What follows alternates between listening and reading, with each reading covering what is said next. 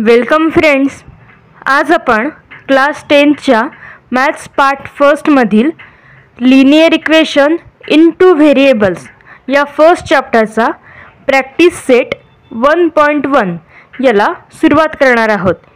या आधीच्या व्हिडिओजमध्ये आपण लिनियर इक्वेशन इनटू व्हेरिएबल्स यांचा जनरल फॉर्म काय असतो, ते कसे ओळखायचे आणि सायमल्टेनियस इक्वेशन्स सॉल्व करायच्या दोन मेथड बघितल्या. तसंच आपण मागच्या व्हिडिओमध्ये हे बघितलं की जर दोन्ही व्हेरिएबल्सचे कोइफिशियंट इंटरचेंज झालेले असतील तर ते इक्वेशन्स कसे सॉल्व करायचे असतात हे सुद्धा आपण बघितले. आता आपण आजच्या या व्हिडिओमध्ये प्रॅक्टिस सेट 1.1ला सुरुवात करणार आहोत. चला तर मग सुरू करूया. पहिला क्वेश्चन आहे, complete the following activity to solve the simultaneous equations. आता आपल्याला पुस्तकामध्ये दोन इक्वेशन्स दिलेले आहेत आणि ते त्यांनी तसं सोडवून दाखवलं आहे, पण त्याच्यामध्ये काही फिल इन द ब्लँक्स ठेवलेले आहेत आणि त्याच आपल्याला फिल करायच्या आहेत. तर ती दोन इक्वेशन्स बघूयात. ही ती दोन इक्वेशन्स आपल्या पुस्तकात दिलेली आहेत. बघा, पहिलं इक्वेशन आहे 5x + 3y = 9. याला आपण एक नंबर देऊन घेऊया. आणि दुसरं आहे 2x - 3y = 12. हे आपलं दुसरं इक्वेशन त्यांनी दिलेलं आहे. आता सायमल्टेनियस इक्वेशन सॉल्व करायच्या दोन मेथड्स आपण बघितलेल्या आहेत. तर त्यापैकी दुसरी जी मेथड आहे सबस्टिट्यूशन मेथड, ती मेथड थोडीशी लेंदी आहे. त्याच्यामुळे त्यापेक्षा आपल्याला जर आपण फर्स्ट मेथडने गेलो तर उत्तर आपल्याला लवकर मिळणार आहे. म्हणजे एक्स आणि वायच्या व्हॅल्यूज त्याच्यामध्ये पटकन काढता येतील. म्हणून आपणही आता यापुढची जी एक्झाम्पल्स आहेत ती पहिल्या मेथडनेच सोडवणार आहोत. तर पहिल्या मेथडमध्ये आपण काय बघतो, जेव्हा आपण इक्वेशन्स अशी एकाखाली एक लिहून घेतो त्यानंतर आपण हे चेक करतो की जे दोन व्हेरिएबल्स आहेत एक्स आणि वाय, हे दोन व्हेरिएबल्स आहेत, त्यांचे कोइफिशियंट म्हणजे त्यांच्याबरोबरचे हे नंबर आहेत ते सेम आहेत की नाही हे आधी आपण चेक करतो. जसं की इथे 5x आहे आणि इथे 2x आहे. 5 आणि 2 हे कोइफिशियंट वेगवेगळे आहेत. तसंच आता वायच्या इथे बघूया. बघा, इथे 3y आहे आणि इथे सुद्धा 3y आहे. म्हणजे इथे कोइफिशियंट सेम आहेत. आणि जर सेम नसतील तर आपण काय करत होतो, मल्टिप्लाय करून ते सेम आणत होतो. मग इथे तर आहे त्याच्यामुळे इथे मल्टिप्लाय करायची काहीही गरज नाही आहे.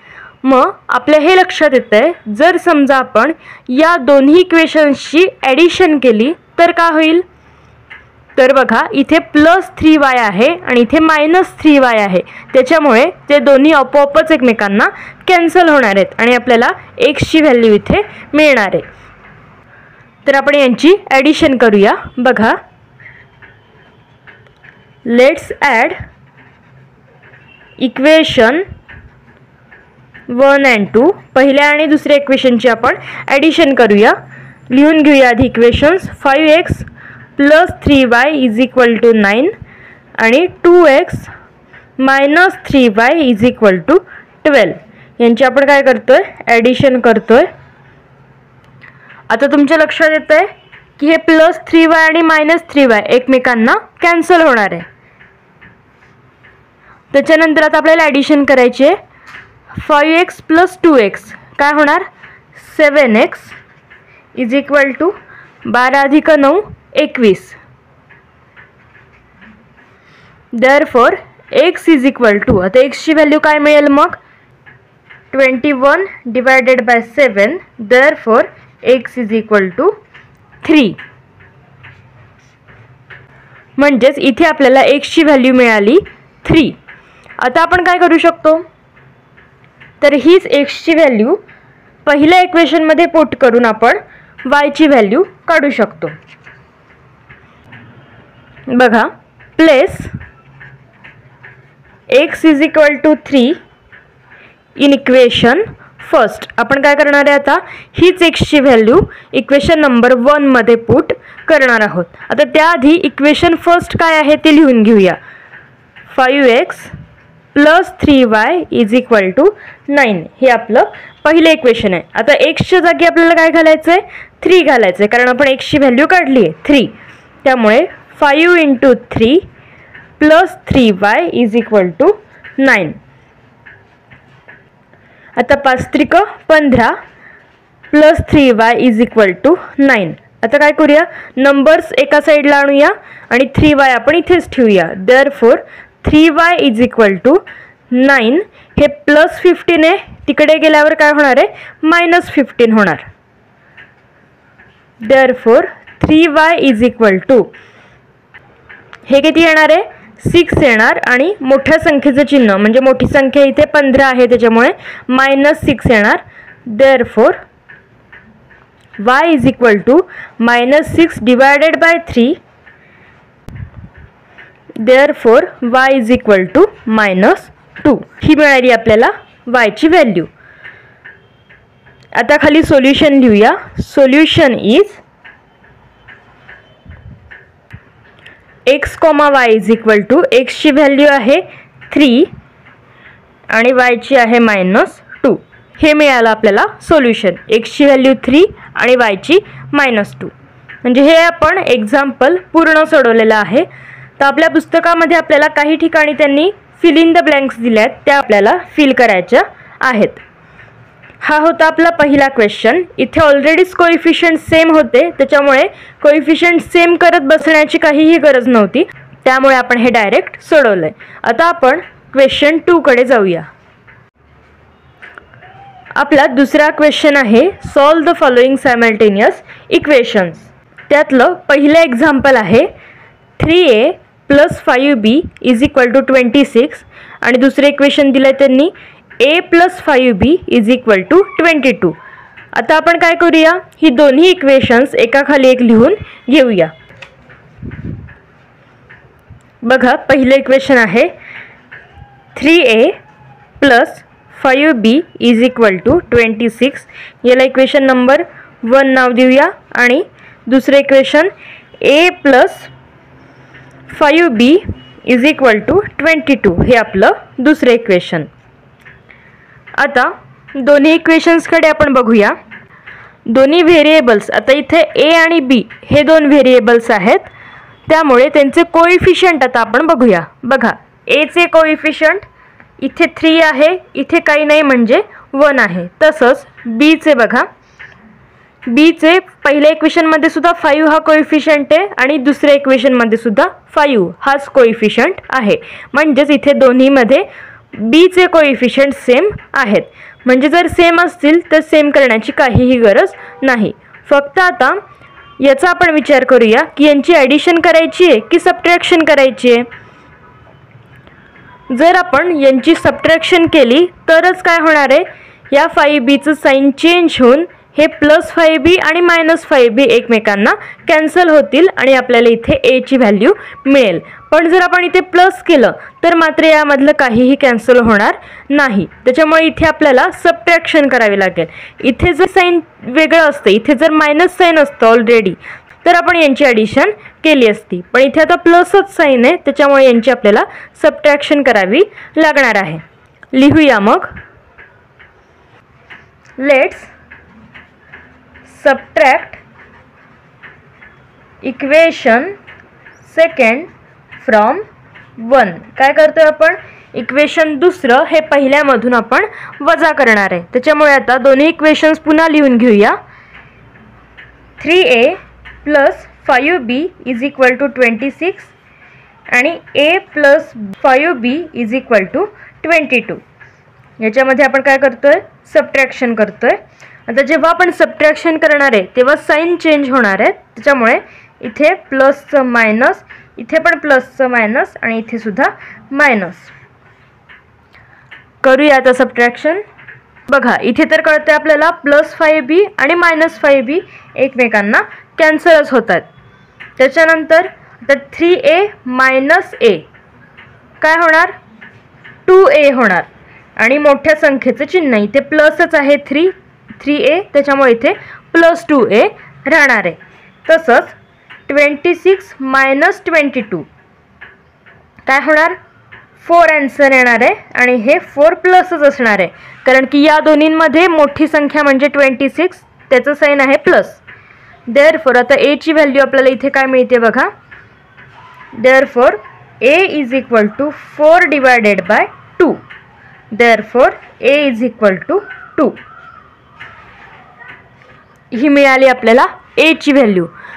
जसं आपण x बरोबर y ची सुद्धा व्हॅल्यू काढत होतो तसंच आपल्याला इथे a बरोबर b ची सुद्धा व्हॅल्यू काढून घ्यायची.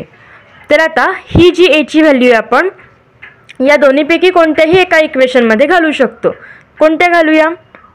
तुम्ही पहिल्या पण घालू शकता, पण आपण दुसऱ्या इक्वेशनमध्ये घालूया कारण ते थोडंसं पहिल्यापेक्षा सिंपल आहे. काय करतोय ते लिहूया. Putting a is equal to 2 in equation second. दुसऱ्या इक्वेशनमध्ये आपण ही पुट करतोय. दुसरं इक्वेशन लिहूया. a plus 5b is equal to 22. आता आपल्याला a ची व्हॅल्यू घालायची आहे 2, म्हणून 2 plus 5b is equal to 22. Therefore 5b is equal to हे 2 ला आपण तिकडे नेऊया. 22 हे 2 प्लस आहे तिकडे गेल्यावर -2 होणार. Therefore 5b is equal to 22 minus 2 20. Therefore b is equal to 20 divided by 5. म्हणजेच काय येणार? Therefore b is equal to 4. ही मिळाली आपल्याला b ची व्हॅल्यू. वरती a ची 2 काढली आपण आणि b ची मिळाली आपल्याला 4. खाली सोल्युशन लिहूया. Therefore सोल्युशन इज, आता इथे एक्स वाय नाही आहे, ए बी आहे, त्याच्यामुळे a, b is equal to a ची व्हॅल्यू आहे 2, 4. हे आपल्याला मिळालेलं आहे सोल्युशन. एकदम सिंपल आहे. एकदा का तुम्हाला ही मेथड कशी आहे ती कळली की तुम्ही पटापट एक्झाम्पल्स सोडवू शकता. हे झालं आपलं पहिलं एक्झाम्पल. आता आपण क्वेश्चन नंबर 2 मधलंच सेकंड एक्झाम्पल बघूया. ही दोन इक्वेशन्स आपल्याला दिली आहेत. x + 7y is equal to 10 आणि दुसरे equation 3x - 2y is equal to 7. आता ही दोन्ही इक्वेशन्स आपण एकाखाली एक लिहून घेऊया. बघा, x + 7y is equal to 10. दुसरा आहे 3x - 2y is equal to 7. हे आहे आपलं फर्स्ट इक्वेशन आणि हे आहे सेकंड इक्वेशन. इक्वेशन्स लिहून घेताना नेहमी व्हेरिएबल्सच्या खाली व्हेरिएबल्स आणि नंबर्सच्या खाली नंबर्स आले पाहिजेत. आता आपण ही दोन्ही इक्वेशन्स बघूया. व्हेरिएबल्स x आणि y आहेत, त्यांचे कोइफिशियंट चेक करूया सेम आहेत की नाही. बघा, इथे काही नाही आहे म्हणजे 1 आहे, म्हणजे 1 आणि इथे 3 आहे, हे सेम नाही आहे. त्याच्यानंतर इथे 7y आणि इथे 2y हे सुद्धा सेम नाही आहे. तर अशा वेळी आपण काय करत होतो, तर जिथे कोइफिशियंट सेम नाही आहेत तर त्यावेळेला आपण कुठल्याही एका इक्वेशनला कुठल्या तरी नंबरने मल्टिप्लाय करत होतो. म्हणजेच कसं, आता आपण पहिल्या इक्वेशनकडे बघा, इथे काही नाही आहे म्हणजे आपण म्हणतो इथे 1 आहे. मग इथे आपल्याला दुसऱ्या इक्वेशनमध्ये जसं 3 आहे तसं इथे 3 आणणं सोपं आहे. कसं आणू शकतो आपण इथे 3x कधी येईल, जर आपण या पूर्ण इक्वेशनला दोन्ही साईड्सने जर 3 ने मल्टिप्लाय केलं तर इथे आपोआपच 3 येणार आहे. म्हणजेच इथे पण 3x होणार आणि इथे पण 3x आहे, म्हणजे आपले कोइफिशियंट सेम होऊ शकतात. त्याच्यामुळे आपण आधी मल्टिप्लायच करूया. लिहूया multiplying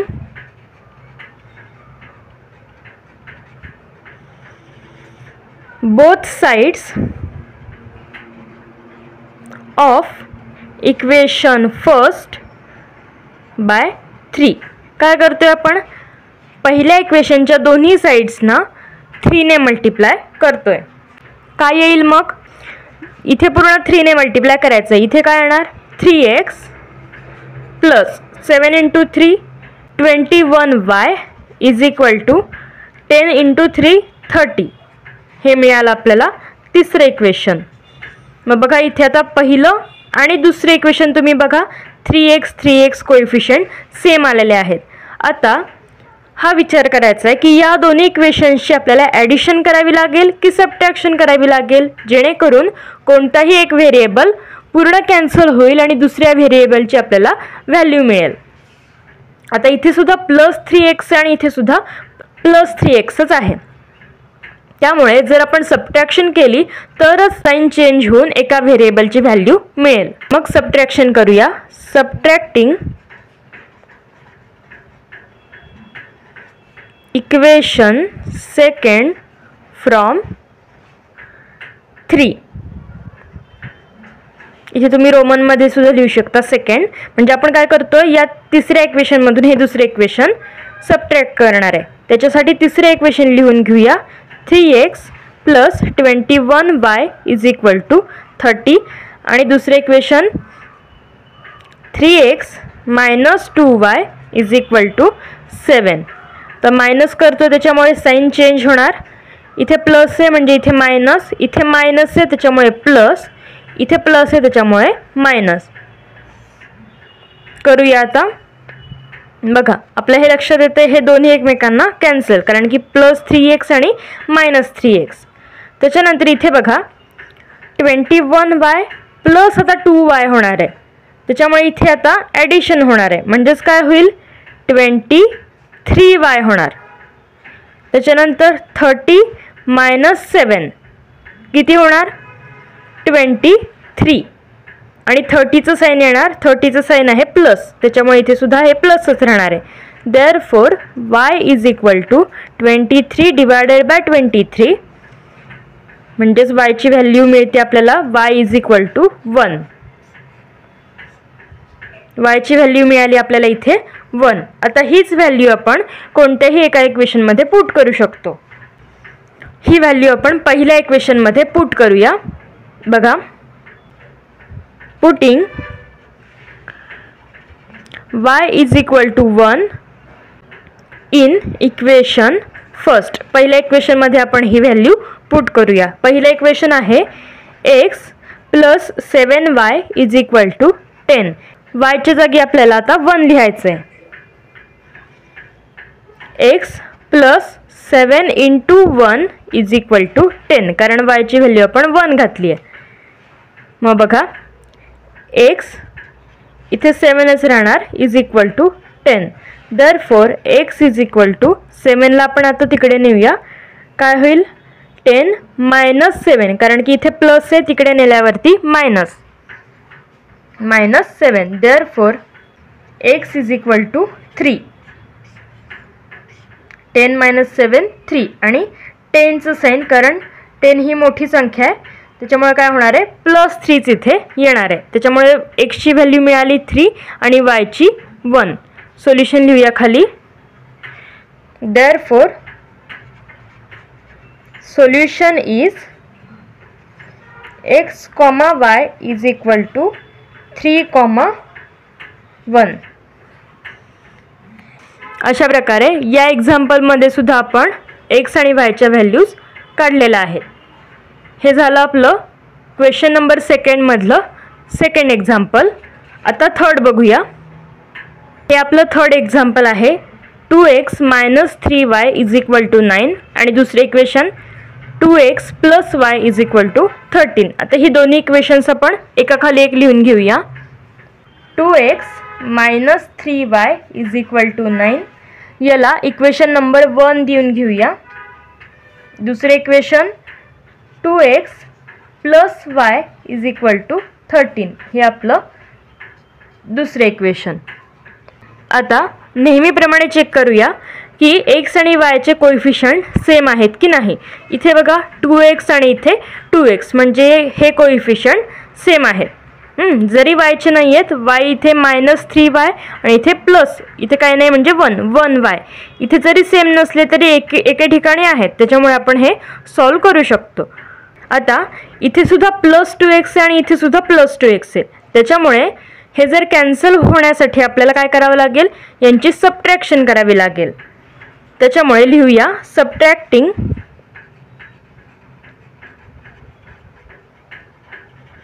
equation second from first. त्याच्यासाठी दोन्ही इक्वेशन्स पुन्हा लिहूया. 2x - 3y = 9 - 2x plus y is equal to 13. आता साईन चेंज होणार आहे, सबट्रॅक्शन आहे, त्याच्यामुळे इथे प्लसचं मायनस, प्लसचं मायनस, प्लसचं मायनस. इथे प्लस 2x आणि मायनस 2x हे आपोआपच कॅन्सल होणार आहे. त्याच्यानंतर इथे बघा मायनस 3y आणि मायनस y, त्याच्यामुळे काय होणार इथे मायनस 4y मोठ्या संख्येचं चिन्ह इज इक्वल टू 9 मायनस 13. 4 येणार आणि मोठ्या संख्येचं चिन्ह मायनस 4 होणार. Therefore y is equal to minus 4 divided by minus 4. हे मायनस मायनस कॅन्सल होणार. Therefore y is equal to 1. y ची व्हॅल्यू मिळाली आपल्याला 1. आता हीच y ची व्हॅल्यू आपण पहिल्या इक्वेशनमध्ये पुट करूया. Putting y is equal to 1 in equation number first. पहिल्या इक्वेशनमध्ये पुट करूया. बघा काय होईल. त्यासाठी पहिलं इक्वेशन लिहून घेऊया. 2x minus 3y is equal to 9. आता y ची व्हॅल्यू आपल्याला 1 घालायची आहे. 2x तसंच राहील, minus 3 into 1 is equal to 9. 2x minus 3 is equal to 9. Therefore 2x is equal to 9. हे मायनस 3 आहे, तिकडे गेल्यावर प्लस 3 होणार. Therefore 2x is equal to 9 आणि 3 12. Therefore x is equal to 12 divided by 2 म्हणजे किती येणार. x is equal to 6. y ची व्हॅल्यू आपल्याला 1 मिळाली होती आणि x ची 6 मिळाली. खाली सोल्युशन लिहूया. Therefore solution is x, y is equal to 6, 1. कारण x ची व्हॅल्यू 6 आणि y ची व्हॅल्यू 1 आहे. हे झालं आपलं तिसरं एक्झाम्पल. आता आपण चौथं एक्झाम्पल बघूया. हे आपलं आहे चौथं एक्झाम्पल. बघा 5m minus 3n is equal to 19 हे पहिलं इक्वेशन दिलं आहे आणि दुसरं equation m minus 6n is equal to minus 7. आता आपण ही दोन्ही इक्वेशन्स एकाखाली एक लिहून घेऊया. बघा पहिलं equation 5m minus 3n is equal to 19. याला इक्वेशन नंबर 1 देऊया नाव. दुसरं m minus 6n is equal to minus 7. हे आपलं सेकंड नंबरचं इक्वेशन. आता नेहमीसारखंच यांचे कोएफिशियंट चेक करूया. आता इथे व्हेरिएबल मात्र m आणि n हे आहेत एक्स वायच्या ऐवजी किंवा ए बीच्या ऐवजी. आता बघा इथे 5m आहे, इथे काही नाही म्हणजे 1 आहे. हे वेगवेगळे आहेत कोएफिशियंट. तसंच इथे 3n आहे आणि इथे 6n आहे, म्हणजे हे सुद्धा कोएफिशियंट वेगवेगळे आहेत. आता जर वेगवेगळे आहेत तर आपल्याला हे सेम आणावे लागतील जेणेकरून आपण हे पुढे सोडवू शकतो. काय करता येईल. इथे काही नाही आहे म्हणजे 1 आहे, म्हणजे इथे आपल्याला 5 आणणं सोपं आहे. 5च का, कारण की वरती 5m आहे. जर आपण इथे 5m आणलं तर काय होईल. जर आपण यांची सबट्रॅक्शन केली तर एकमेकांना हे कॅन्सल होऊन आपल्याला पहिल्यांदा n ची व्हॅल्यू मिळेल. मग इथे 5 आणायचे म्हणजे काय करावं लागेल. इक्वेशन सेकंडला आपल्याला पूर्ण इक्वेशनला 5 ने मल्टिप्लाय करावं लागेल. करूया मग. मल्टिप्लाइंग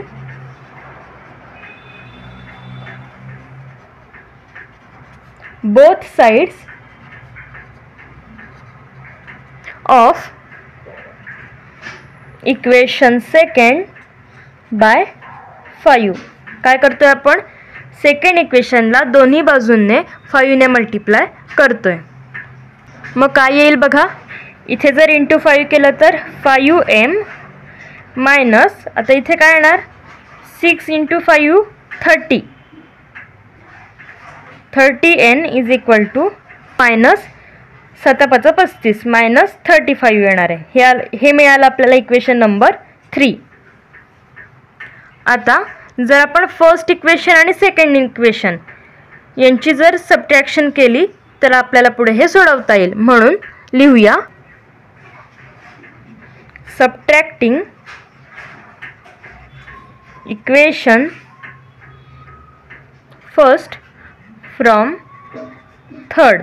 काय करतोय आपण, पहिलं इक्वेशन तिसऱ्यामधून मायनस करणार आहे. मग आधी तिसरं लिहूया. 5m minus 30n is equal to minus 35 minus पहिलं इक्वेशन आपलं काय आहे, 5m minus 3n is equal to 19. आता मायनस करतो त्याच्यामुळे साईन इथे चेंज होणार आहे. इथे प्लसचं मायनस, इथे मायनसचं प्लस आणि इथे प्लसचं मायनस. आता काय होईल बघा, इथे प्लस 5m आणि मायनस 5m एकमेकांना कॅन्सल. तर इथे काय होणार, मायनस 30n आणि प्लस 3n. काय होणार मग, इथे मायनस प्लस मायनसच होतं आणि मोठ्या संख्येचं आपण चिन्ह देतो. म्हणजे 30 वजा 3 किती होणार, 27n.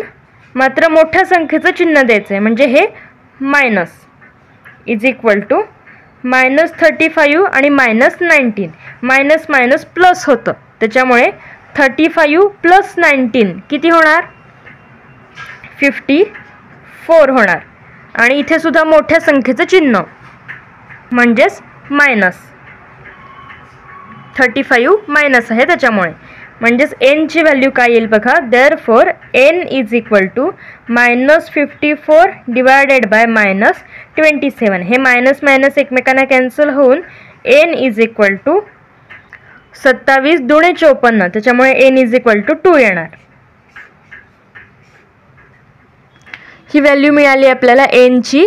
आता आपण हीच व्हॅल्यू कोणत्याही एका इक्वेशनमध्ये पुट करून m ची काढू शकतो. तर त्यातल्या त्यात इक्वेशन सेकंड हे थोडंसं सिंपल आहे त्याच्यामुळे आपण ही n ची व्हॅल्यू सेकंड इक्वेशनमध्ये पुट करूया. Putting n is equal to 2 in equation second. Equation second लिहून घेऊया. m minus 6n is equal to minus 7. आता n इज इक्वल टू आपल्याला 2 पुट करायचे. m तसंच राहील, minus 6 into 2 is equal to minus 7. Therefore m minus 6 दुणे 12 is equal to minus 7. Therefore m is equal to हे minus 7 आणि हे minus 12 आहे तिकडे गेल्यावर प्लस 12 होईल. Therefore m is equal to आता मायनस 7 आणि प्लस 12 काय होणार, मायनस आणि प्लस मायनस होणार मात्र मोठ्या संख्येचं चिन्ह म्हणजे यांची वजाबाकी होणार आहे. 12तून 7 गेले किती होतात, 5 आणि 12चं चिन्ह येणार म्हणजे मोठ्या संख्येचं 12चं चिन्ह येणार जे की आहे प्लस. म्हणजे m ची व्हॅल्यू मिळाली आपल्याला 5. देअरफॉर सोल्युशन लिहूया खाली. Solution is m, n is equal to m ची व्हॅल्यू 5 आणि n ची 2. ही मिळालं आपल्याला सोल्युशन. आपलं हे 4th नंबरचं एक्झाम्पलसुद्धा कंप्लीट झालेलं आहे. तर बघा अजून क्वेश्चन नंबर 2 मध्ये एकूण 8 एक्झाम्पल आहेत ज्याच्यापैकी आपण 4 सोडवलेली आहेत. आता ही 4 एक्झाम्पल आपण पुढच्या व्हिडिओमध्ये सोडवणार आहोत त्याच्यामुळे पुढचा व्हिडिओ मिस करू नका कारण की त्याच्यामध्ये थोडे वेगळ्या टाईपचे एक्झाम्पल्स आपल्याला बघायला मिळणार आहेत. तर ती कशी सोडवायची हे मी नेक्स्ट व्हिडिओमध्ये सांगणार आहे. आणि तुम्हाला जर माझे व्हिडिओ आवडत असतील तर व्हिडिओला लाईक करा, शेअर करा आणि आपल्या चॅनलला सबस्क्राईब करा. आणि मी जेव्हा ही एक्झाम्पल सोडवते त्याबरोबरीनेच तुम्ही जर तुमच्या वहीमध्ये सोडवून घेतली तर तुम्हालाही लवकर लवकर लक्षात येत जाईल. भेटूया मग पुढच्या व्हिडिओमध्ये. थँक्यू.